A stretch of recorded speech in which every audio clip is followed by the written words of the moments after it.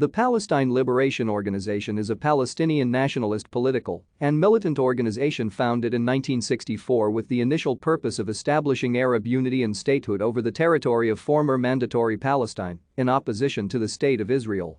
In 1993, alongside the Oslo I Accord, the PLO's aspiration for Arab statehood was revised to be specifically for the Palestinian territories under an Israeli occupation since the 1967 Arab-Israeli War.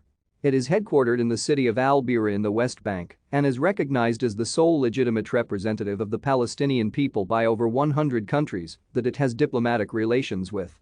As the official recognized government of the de jure State of Palestine, it has enjoyed observer status at the United Nations since 1974. Due to its militant activities, including acts of violence primarily aimed at Israeli civilians, the PLO was designated as a terrorist organization by the United States in 1987, although a later presidential waiver has permitted American contact with the organization since 1988. Thank you for watching. Like and subscribe if you would like to view more of our videos. Have a nice day.